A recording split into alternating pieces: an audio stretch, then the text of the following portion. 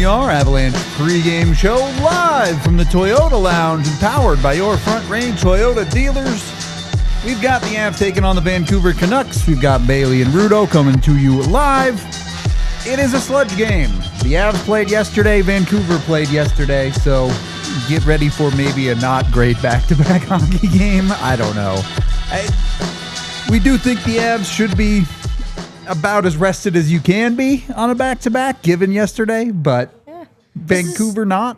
Maybe not. I don't know. This is a weird situation for me just because, like, looking at the past back-to-backs, I mean, we've talked about shortening the bench. That didn't happen yesterday. Nope. So you're getting about as rested of a squad as you possibly can heading into a SEGABABA.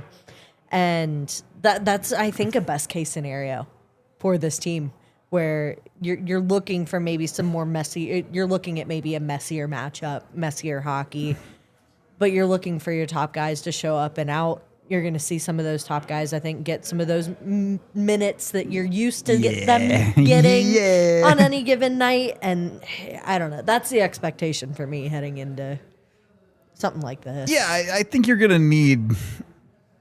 Anytime you're put in I don't want to call it a rough spot. It's an even matchup. It's fair enough. But if there's maybe something that isn't standard, you look to your top guys to get the job done. Now, obviously, Nathan MacKinnon had 4 points last night. Some of those were garbage time points, to be fair, but there was some production there.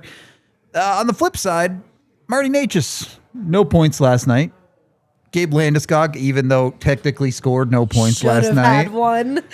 Brock Nelson, Val Nichushkin, no points last night. I think, didn't Nichushkin get an assist? No, I don't think so. It was just Ross Colton on that second line with 2 points.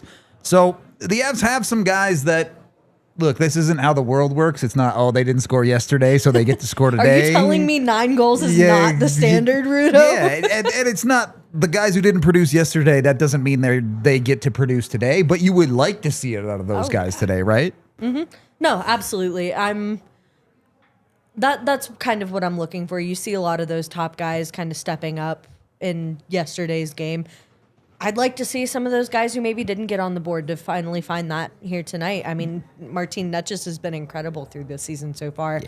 Yeah. Not scoring in a situation like that in any fashion, whether it be point or goal or assist, is a little, I think, off the mark for him. I would have maybe liked to have seen an assist, if anything, from him last night. Yep. I'm expecting some sort of production from him here tonight. Same for Artturi Lehkonen. I'd like to see that happen. I'd love to see Nelson get one on there. That second line was a little rough. I don't know if I can even call it rough. Yeah. As we said yesterday, it was a 9-1 game. Right, but not seeing him get on the board too. I'd like to see that change tonight as well. So lots of people I'm expecting to step up here tonight. I certainly hope so when you look at that forward core. With the tired legs, with the understanding of this being a sludge game, and it being even footing, or Vancouver won a 1-goal game last night, so maybe you could make an argument that their legs are a little bit more gassed than the Avs. Can the Avs push the pace in this game? Can they outpace Vancouver tonight, or is this going to be one that they're going to have to grind a little bit more? No. I mean, I think a grind can potentially be expected, especially after a game like they put up yesterday, but the expectation for me here is that they're the better rested team. Sure. Given how they were deployed. And with that said, that should give you some sort of upper hand on a game like this. Take control, find the lead early, get started early. Yep. I think is going to be a big part of this game. I think whoever gets the first goal here tonight it's going to be very telling for sure. Who kind of gains that control. And the Avalanche should jump on that first. They should have the ability to do that first, just given, again, yesterday was not a grind. It was not even a little bit. Vancouver's game is a different story. So the Avalanche on paper here have the upper hand for that situation like that. I think they also on paper are the better team. Yeah. So no excuses. Go out there and get yourself a win. If they get the winning streak, I said I'd keep it clean shaven. So okay, you know that if they need a little extra motivation, I'm sure they care a lot about that. The not superstitious guy is falling into it a little bit. Look, I'm not. I don't care. But if that's what chat wants, I'll do it. Okay, man of the people, I love it. Then you look at yesterday we get to have the McKinnon-McDavid conversation. This game we get to have the Quinn Hughes-Cale Makar conversation. Yeah. And there's no doubt anymore, right? And Quinn Hughes is an awesome player. He's been a little bit injured this year. Maybe he hasn't driven play quite like Vancouver needs him to be honest. But Cale Makar is just on another level comparatively this year. You're talking about two. I would maybe call Quinn Hughes a generational talent in his own right. Cale Makar brings that to another level. I think it's really hard to make that conversation, especially with the season that Cale Makar had last season and the numbers that he's putting up so far through 15 this season. Yeah, it's really difficult to have that conversation. Quinn Hughes, again, as you said, give my flowers to the guy. He's an incredible defenseman. There's a reason that he's in talks for the Norris every single year. Yeah. But he's no Cale Makar. There's a reason Cale has 2. Yes. Yes. And likely more on the horizon. So right. No, there's no stopping that for a guy like Cale Makar. And this season, again, is the perfect example. The numbers that he's putting up, the way that he's playing, the way that he's getting involved in leading, not just Colorado's blue line, but the blue line, he's pacing the league. Yep. Currently. With his assists alone. Yeah. Assists alone is crazy. And I mean, putting up a 2 for yesterday is now he's got 6 joke. goals, 20 points. I mean, he's There's not from Earth. conversation here. After a couple of games where you're like, well, Cale looked kind of human, and then nope, right back to being an alien. This was I need to remind you guys who I am kind of game. I think. Right, so, exactly. Yeah. You look through the rest of that, and I don't know that these teams are even super comparable. We have my stat pack that we can pull up here, and Vancouver is pretty poor in their possession metrics. Their one saving grace is their 5-on-5 save percentage. Thatcher Demko was awesome for them when he was healthy. And tonight, it's Kevin Lankinen going for the second straight night in a row. Yeah. So they're going to have a tired goaltender there. Obviously, they have save percentage. Yeah, it's okay. It's cooled off from the start of the year. But penalty kill, Vancouver, one of the worst penalty kills in the league. If there was ever a night for the Avs power play to start picking it back up again, it might be this one. It just seems like in this matchup, the Avalanche are taking the over on every single advantage that they need to. Yep. And it's difficult because there is no telling what Avs team we're going to see tonight after the game that they had yesterday. This could be a game that maybe they got all their scoring out of the way yesterday. Could be ugly. It could get ugly. Which, that's the last thing I want them to fall into is getting comfortable. But based on stats, based on the matchup alone, if the power play's going, the power play should not be happy with itself after yesterday. That's it. Again, you and I after 9 goals is great. Over 7, not great. Not great at all. So if that's something, there's a lot to take out of yesterday's game. That I think is the biggest point. And if there's anybody to kind of get that back rolling with, it's going to be tonight against the Vancouver Canucks. You got to find it against some of these weaker penalty kill teams. Get a little bit of momentum going for yourself. The other stat there, Vancouver does not have a single player operating at a point per game. Mm-hmm. The Avs have 3. And McKinnon, Necas, and Makar. Yeah. That's, I like having guys who are point per game. It's fun to watch, but that, again, on paper, that's just another leg up. Well, this is my question. I guess the face of the franchise for Vancouver is probably Quinn Hughes. I think you can say that. But for their forward core, who's the face of this team? Their leading point scorer is Connor Garland. Is he really the face of your team? That's the joke we were making before we hit record is, can he be the guy to save them? And my answer is no. And I know they have Elias Pettersson, and they're he was supposed to be the guy there, and you keep waiting for him to take that next step, but it's never really gotten into that elite echelon of players. And then you've got a bruiser on that line and Evander Kane. Yep. It's that line. It's just, I don't know. It's not difficult to understand why maybe scoring hasn't hit them the way that I don't even want to say the way that it should, because that line, the way that it's structured, just doesn't seem like a top-end scoring line. It doesn't seem like a line that's going to get the job done for you. I think we said the other night, if you're not top-heavy, your top line is bad. And Vancouver's not very top-heavy right now. So I don't know. Looking at these, Connor Garland is currently leading your team with 12. Nathan McKinnon has 24 points. That's double. Double. Like that is, even for a team like Vancouver, is just a little kind of funny. Yep. I think, to me. The face-off in net, we already mentioned Kevin Lankinen going for the second straight night for Vancouver.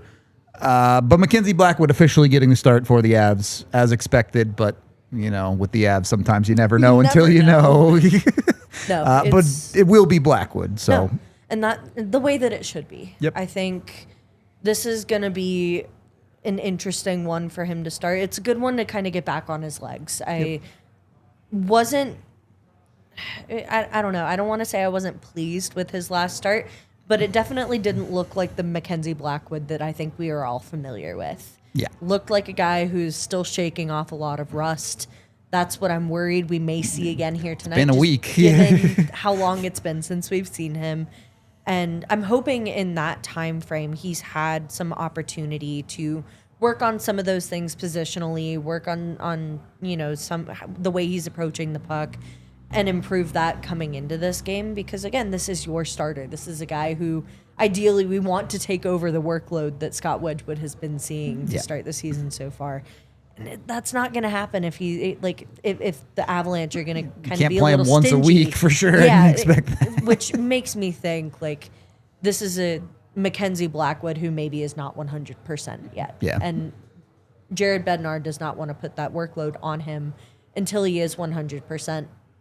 At the same time, though, we're not going to see what he's fully capable of. And I don't know if he's going to see what he's fully capable of if the Avs continue to be stingy with how they're playing him. You got to play him some. Yeah. It becomes a lot easier to play him if he looks good tonight, though. Yeah. So. No, and that's kind of, I think, the measuring stick or marker for me. Mackenzie Blackwood has a great night tonight, I think we see a lot more of him here in the next week or two. Yeah, if he maybe has an iffy night, I would maybe pull that back. Continue the stinginess a little bit, let that build. Scott Wedgwood not playing bad by any means, but I think it's going to come down to Blackwood's performance as to whether or not we see him more here in the next week or two. We talk about that specifically. We've seen the Avs be pretty stingy on defense at multiple times this year, especially in a back-to-back game. Is there an expectation to maybe put up a low number on the board? You never expect a team to give up 15 shots or less, but try and keep it under 20 tonight? I don't know about that. I think you're in a situation, this is the last game of a back-to-back. You have an off day tomorrow, off day / travel day. You're getting home. You can rest before morning skate on Tuesday. Yep. I think you go all in here tonight. There's no reason not to with a situation like that where you have, that break in between games. You're coming home. Leave it all out there on the table before you come home and exhaust. You have something to exhaust. It's not yes, you played a game yesterday, but you got help from everywhere. You did. So someone in the Toyota chat up there said it, that with these sludgy second game of a back-to-backs for both teams, sometimes you get a 7-5 game, sometimes you get a 2-1 game. Yeah. You never know which one you're really going to end up with. For the Avs' sake, I don't really care which one. A 7-5 game would be really fun, but for Mackenzie Blackwood's sake, you might prefer the lower scoring game. I think in this situation, yes, you'd prefer the lower scoring for a guy like Mackenzie still trying to get on his feet. 7-5 game counts just as much in the standings a win's as a win. 2-1. Yeah, true enough. Can't argue with that. There's something that I think has been developing that I wanted to dive a little bit into in the Avs game, especially when you look at the two blowouts, the New Jersey game and this Edmonton game. The Avs have done a really good job of finding the soft spaces on the ice when it comes to playing off the puck. Especially their depth understands where to get to on the ice to be a real threat, to be an open option. Is this quality, intelligent hockey from the Avs that are finding these, or is this some of these teams are playing poor defense? And I know it's both. Yeah, well, I mean, I would say yes, it can be both, but I wouldn't necessarily say that the Avalanche are playing horrible teams all the time, too. Like, these are teams that can put up good defense. I think this is just the way that the narrative that the Avalanche have adopted in playing smart hockey. Yep. They've learned, I think, a lot over this summer. There's a lot that they kind of went and dived into regarding how they want to play, the team that they want to be known as for this season.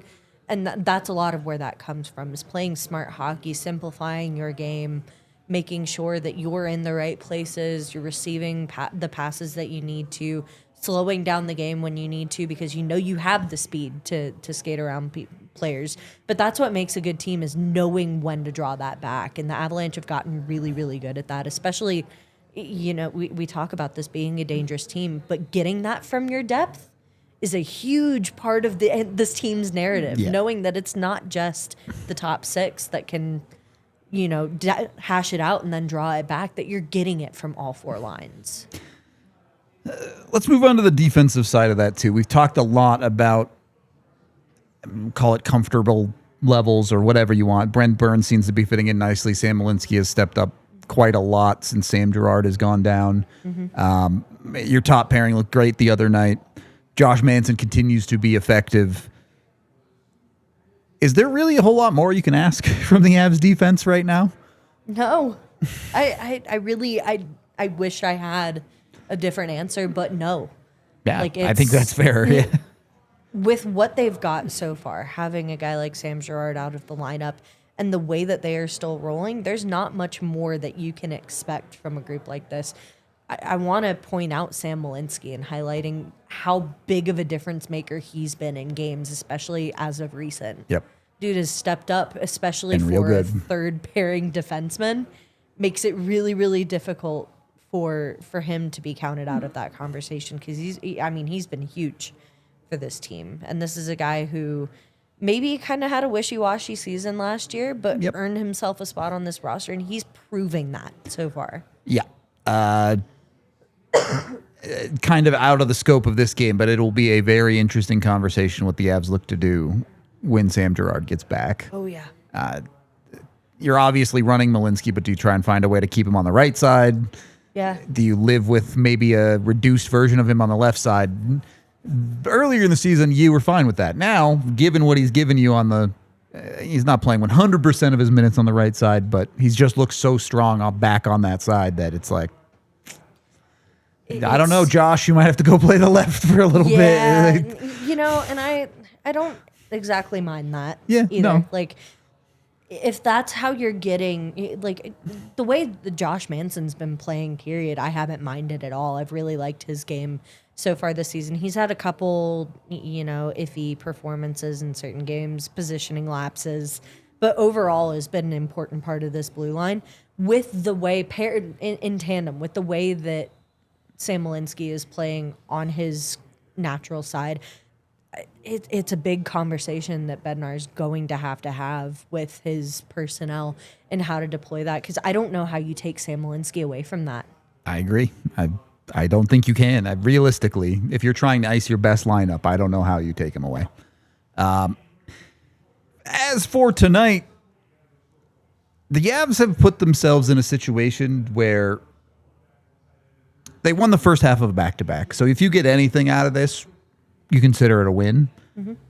But also, we're starting to build an interesting conversation around the Avs. After tonight, you are essentially 20% of the way done with the season.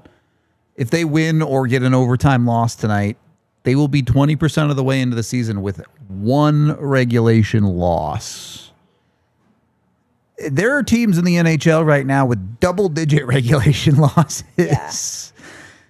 That's, I mean, impressive is the only word that kind of comes to mind there for me. That's, and again, I hate sounding like a broken record here, but it comes down to the narrative that this team is building around the kind of team that they want to be known for this season, is being a team that is hard to play against, a team that can take you all 60 minutes and make you work for whatever points you may be able to scratch out of something here. Oh, yeah.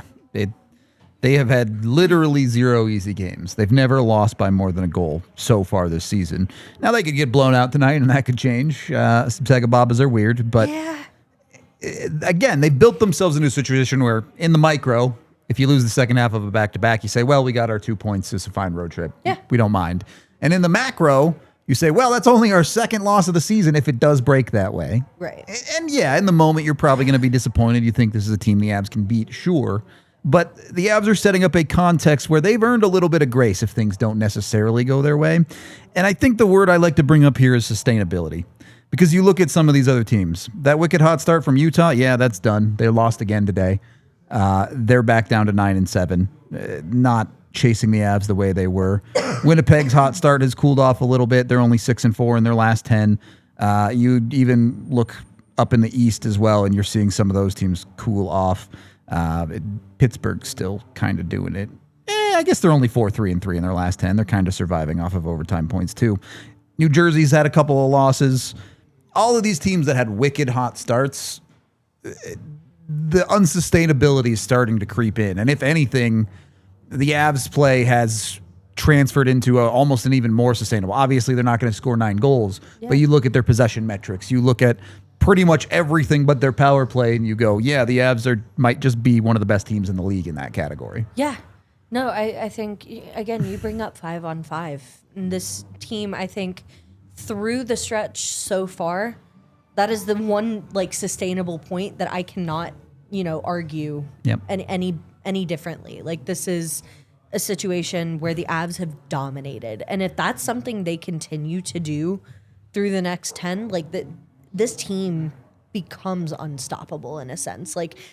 Yes, you'd like the power play to get working, and in some situations we may see that becomes a difference maker. Once that gets going, this team doesn't just look dangerous. This is lethal. Yeah. In certain situations. Other thing you want to kind of fix too is, you talk about sustainability, the overtime situation. That's I'm on team just don't go to overtime. that'd be great. If the Avalanche never go to overtime again, I'd be cool. Yeah. But unfortunately, that's not talk about sustainability. That is not sustainable. No. But that's another thing too, where if the Avalanche can figure that out, this becomes a team that other teams around the league are looking at this saying, I'm terrified. Yeah. And maybe you should be with what the Avs are capable of, to be honest. I don't know if 10 goals are incoming. That might be the Avs dropped 9 and followed up with 10. That's the standard. That can. If that's the standard, the Avs are the best team to ever live. The Avs are trying to look like the Broncos right now. I mean, I'm down to outscore the Broncos. If they get 1 goal tonight, that's as many 9 + 1 as many goals as the Broncos had this week. So okay, I like it. Actually, before we jump into the crystal ball, I do have one other question. And I know the answer, once again, will be both. You're so good at these. But seeing the steps the Avs have taken forward, especially in this second set of 10 games, how much of that do the players get credit for, and how much of that does the coaching staff get credit for? I lean more towards giving that to the players. Okay. Because I don't know. It's a little difficult. You are everybody is buying in. Yep. I think for sure. That's the big point to look at here is this is not a situation where you're maybe getting skewed numbers in certain places. Everybody but one player on this forward court has a goal. And he scored the twice. other one that does not have a goal should have at least one. Yeah. Not going to harp on that for another pregame show.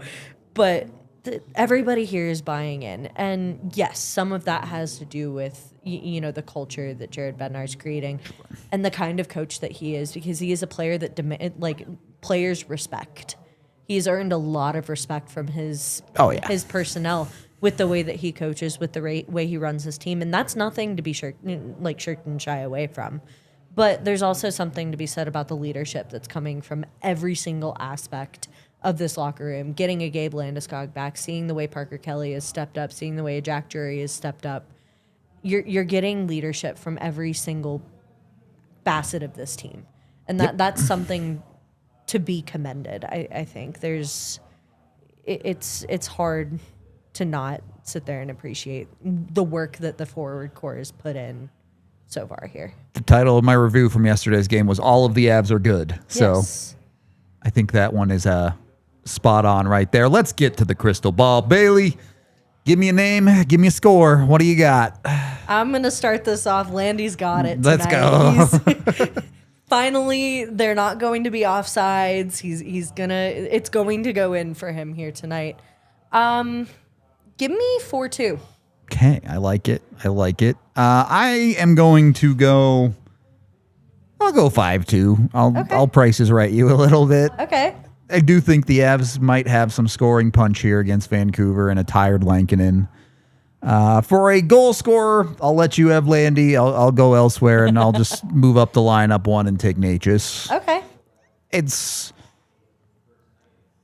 when you're a top line player, you just don't want to see a guy not get on the board 2 games in a row. That's all. Yeah. And if Necas doesn't, it's not like I'm going to be freaking out about it. But on a night where so many players found their way to points the other night and Necas didn't, you want to see him step up. You want him, even if that's not how the world works, you want to see him be that guy for the Colorado Avalanche. Completely kind of different, path for that too. This is a guy who's trying to set an identity as a point per game player. True. So he's got a little bit of leeway there, but you'd like him to keep it up. Yep. All right.